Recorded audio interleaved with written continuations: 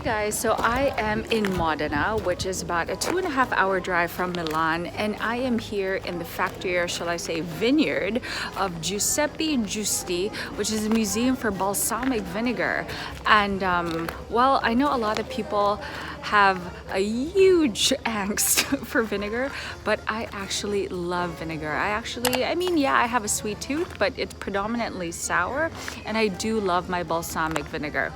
Okay, so it's really interesting because it's kind of like it's made like wine, but it doesn't have any alcohol, and the flavor is really based on the kind of wood from the barrel that it has, from the aromas and all that, and from how it's aged. From like there's certain rules to it that I'm not really going to get into, but of course there's like different months, and then for the more premium one there's 12 years, there's 25 years, and of course the older it is, the more expensive it is. And it was really nice because through the museum, just all the processes, like in the beginning, balsamic vinegar was never something to be sold. It was really a family tradition, which is what they have here in Giuseppe Giusti's family. So in the past, like every family would have their own barrels that they would make at home, and what they would do is, it's like tradition, they would exchange it with different families or during like special occasions like Christmas and so on and so forth.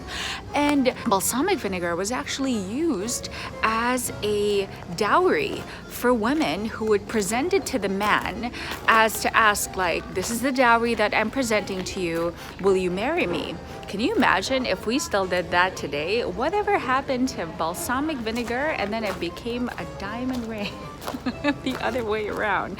Okay, so that was a dowry too. And then we had learned also that the reason why this family is so historical, because when it was finally recognized, they decided to break tradition of it just being passed around from one family to another, or rather exchanged with from one family to the other.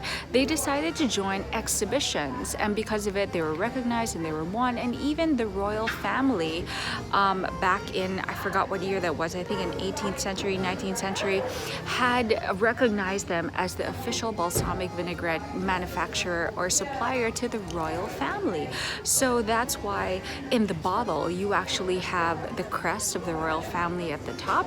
And then at the very bottom, what's actually interesting is you will find that there's a balance, a symbol of a balance, which means that it was actually used for medicine. So it's kind of like, what's that? Bragg's apple cider vinegar. As much as it is used like for salad dressings and whatnot, it's actually used as medicine as well. It has all these medicinal properties, and it's only later on that they have, digressed and used it for salads, for ice cream, for dessert, for pretty much anything you want.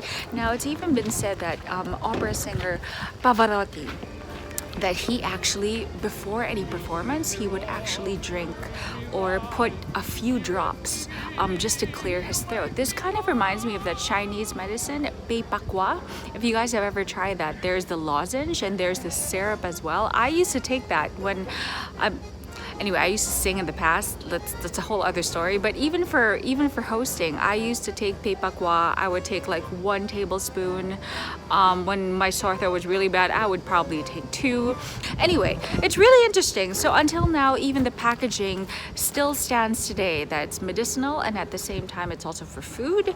But what's another interesting fact is that in the beginning, the Giusti family, like I said, they never really sold this balsamic vinegar. They actually started selling first pork meats. So that's why they were showing an old photo of the store, which is in the main center in Modena, that they had like a butchery shop for meats, and they wouldn't actually sell their balsamic vinegar. And unfortunately, or not fortunately, but when they decided to really focus on balsamic vinegar, they eventually sold that meat shop. And that's why there is a place there.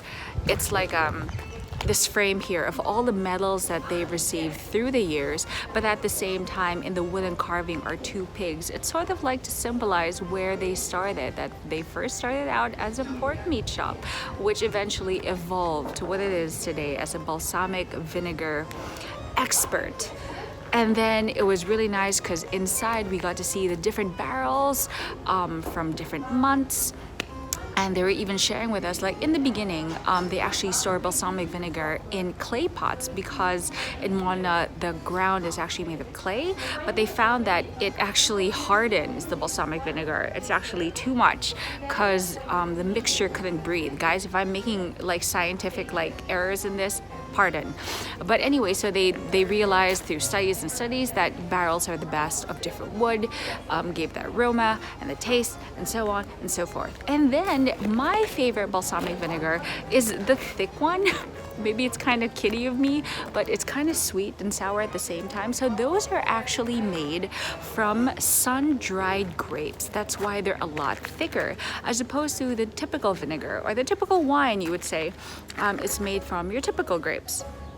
And then now, so we just had our tasting and we tried several. So of course from the more affordable everyday kinds, and then there was some that was really sour. There's one that's really smooth. The 25 years one is really smooth. It's like if that was like a shot of tequila, that would be it, where it just hits you just right.